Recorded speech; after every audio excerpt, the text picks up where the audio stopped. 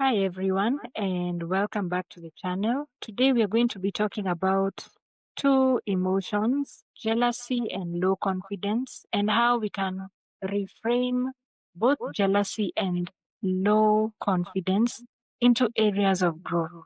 That doesn't necessarily mean that we are weak or we are damaged or we are broken. It is just signs which come up in our subconscious to show us the things in which we desire and what we are able to either learn or grow from. So by the end of this video, you'll know how to turn jealousy and low confidence into areas of personal growth and success. So the first one is normalize the emotion. Jealousy is a human survival emotion. Low confidence is learned from past experiences. So you are not broken from feeling them. You are not weak for feeling them.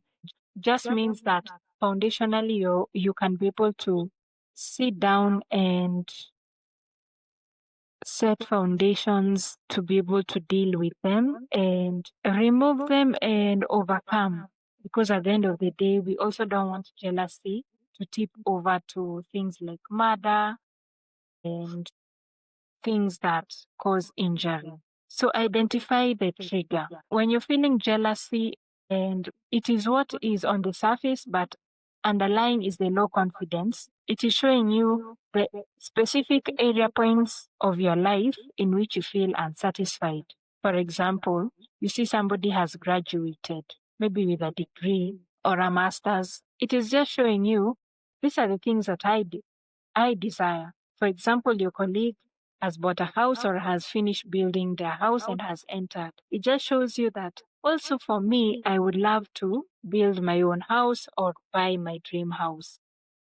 And because of all of these things, it shows you areas in which you can be able to work on. So instead of looking at that particular person from a place of why them, not me, ask yourself, what really did it take them to be able to get to this point where they're able to either graduate, either find a spouse, either buy their own property, either go abroad. What do they do? How are they able to save up to be able to travel? In terms of dating, what did they do? What standards did they set? And if you use these things as areas for growth, it will enable you to not only set goals and make goals that you desire, but it will be able to enable you to align yourself with what it is you actually want. And number two, always ask. Always ask somebody who's been successful at something. But also at the same time, you also have to gauge the kind of person that they are and the kind of relationship you have with them. For one reason or the other, I can be able to ask them this and this question and they'll be able to answer me with honesty and with love. And if you feel as though this person may not be able to answer you with honesty and love, look for other people because it's just not one person who is achieving a goal, it's so many other people who are achieving goals. Then shift your focus from self criticism to self awareness. From the place of what is this emotion telling me? Okay, fine, I have not graduated. That's my criticism. But on the other end of the spectrum, what is this teaching me? Is it teaching me that maybe because I've not been as consistent, I've not been able to graduate in time? Or maybe because I have not looked at other avenues of constructing my own home or buying land. That is why I have not. Or, for example, even in terms of promotions, maybe your colleague was promoted before you. You can look at them objectively and ask, what does this colleague do that is very different from me that makes them attract this certain promotion? Maybe it would be they come earlier than you do. It would be that they don't complain even when the work is a lot. They take it step by step. Number three, it could be they are also easygoing with management in terms of they keep it still professional, but they're able to approach the management team, with a lot of wisdom and being wise. You would ask, not in a way to make it sensitive for them, because already if they've been promoted before you within the same role, there's still raw feelings, but there's a way you can ask. Or if you cannot be able to ask them, ask ask the people who promoted him, not why this person was promoted, but ask yourself, if I wanted to also get a promotion in the same way, for example, Alice got a promotion, what are the things you feel that I can work on genuinely to be able to achieve this? What are the areas in which I need to let go of to be able to achieve? And also, you also have to be honest with yourself in areas in which you can be able to change, because of course you have blind spots, but you also have areas in which we also know we are contributing to our lack of progress in certain areas. Then also, as I said, turn your comparison into inspiration. Tell yourself, if this person can be able to travel 3 times a year internationally, I can also use the way she travels as a way to inspire me to be able to find avenues to be able to travel also. If she says that tours and travel in the country you're in is more expensive, ask her, how do you make it a bit affordable for you to be able to travel and be able to go back and still have a bit of money to spend? Build awareness through reflection. Journal, journal, journal. When the feeling comes up where somebody has gotten something before you did, and you start to feel some type of way, that some type of way is jealousy. Look at different people's situations and ask yourself also, what did it really cost them to be able to get to this point? For this person to be able to save 1 million in 6 years, maybe you are at the same level in life, maybe you're not married, don't have kids. What did it, cost her to be able to save this much? How much was she able to save on a monthly basis? And how can you also be able to not hit her target, but learn from her? Maybe him or her will be honest enough to tell you, I put this money aside, but I also run a side gig that enables me to make money from time to time. Or it could be that they decided to stay at a particular small bed sitter or 1 bedroom in a remote area so that they are able to save a bit of that money to be able to do a project, or maybe they had a certain goal in which they wanted to reach by this and this space of time.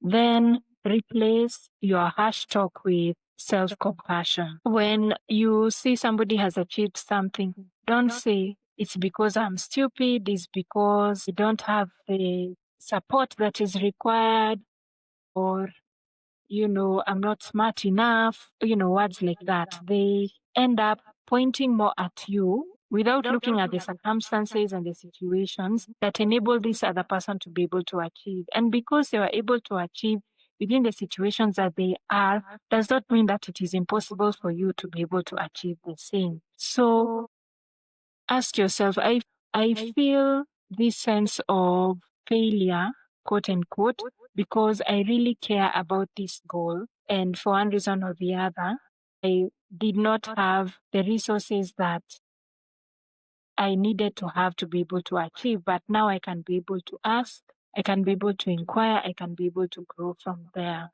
Because then the second best day to start is always now. Then turn jealousy into a goal and low confidence into a plan. Break down your desires into actionable steps. So, for example, let's talk about, you want to build a house. Maybe you want to give yourself 3 years to build the house. Then you will start, how much will the foundation cost? You'll start with a proper plan. What are the materials that are needed in that environment or locality? Does what here in Kenya we call the Nyumba Kumi initiative, or the neighborhood watch? What do they need? In some neighborhoods, you have to pay a fee, a service fee every month. And maybe those neighbors will be able to give you more insight on where you can get best materials with contractors and all of that. Day to day or month to month, how much money can you be able to set aside for it? Then use micro actions, small daily improvements. So, for example, if you have you have a project that is due in your own personal studies, instead of looking at it like a mammoth plan, you can start, okay, daily, how many minutes can I be able to dedicate? 30 minutes a day to be able to work on it. So 30 minutes a day I can be able to write this, and this. Or an hour, 30 minutes I can be able to research on this and this topic.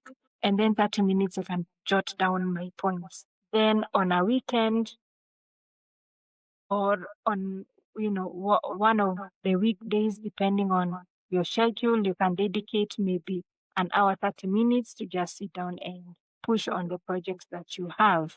Then acknowledge your progress weekly and reward effort, not only results. Even the fact that you woke up today, maybe your goal was to have a clean house, you cleaned one part of the room, that's progress. If maybe you wanted to save, your goal is save 3 million, but what you're able to save per month right now is maybe 7,000 or 10,000 every month, that you're still working on that goal. You're still working towards your goal. Then replace jealousy with data for development. As I said, always inquire and ask what it costs and what it takes somebody to be able to become that which you desire, because it costs somebody something to be able to get to that point in which we desire. Because many times you'll see the glamorous life, but most people or many people won't post the days they felt they couldn't do it again, the days they felt discouraged,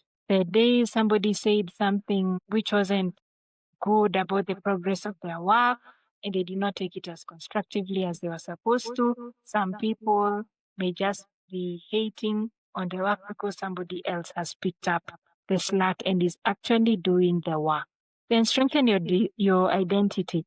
Define who you are and what your version of success is. Because success, even as I speak about materially, and I'm using these examples as just different things, success could be that in the next 3 months, maybe because you've been going and seeing a therapist, you've been able to heal certain parts of your life, or you've been able to reframe your thoughts from how you saw them to now who you are today, and how it has been able to help you to move forward in your own individual life.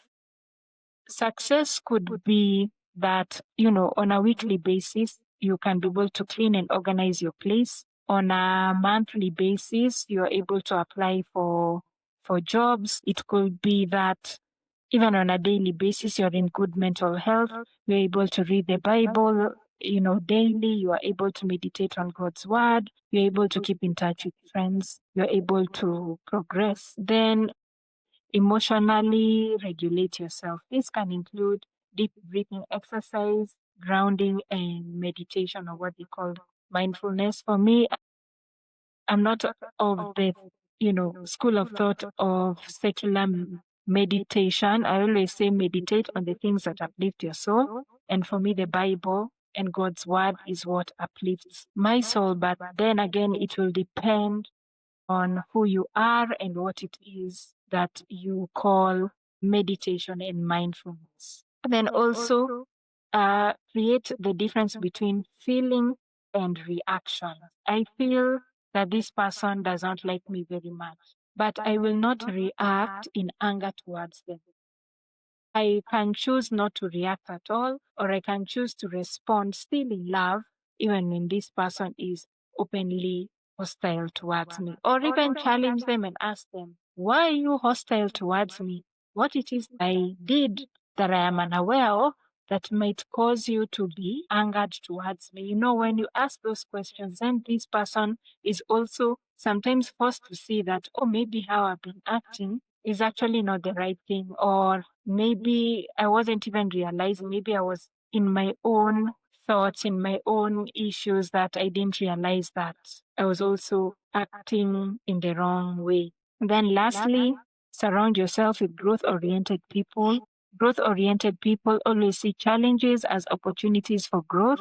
Choose uplifting relationships whereby you pour into them and they pour into you. It should not always be one-sided. Of course, in some kind of situations, it might call you for you more pouring into them, but as soon as they recover, they also find ways to pour back into you. And because of this, support will fuel your confidence and will reduce your comparison.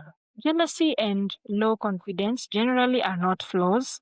They're just signals pointing you toward the next best version of yourself. If this video helped you, like, share, and subscribe, and comment down below areas of life in which you've been able to frame jealousy and low confidence into areas of growth, and even provide success stories that have helped you in this journey. And let's continue to uplift each other and grow together.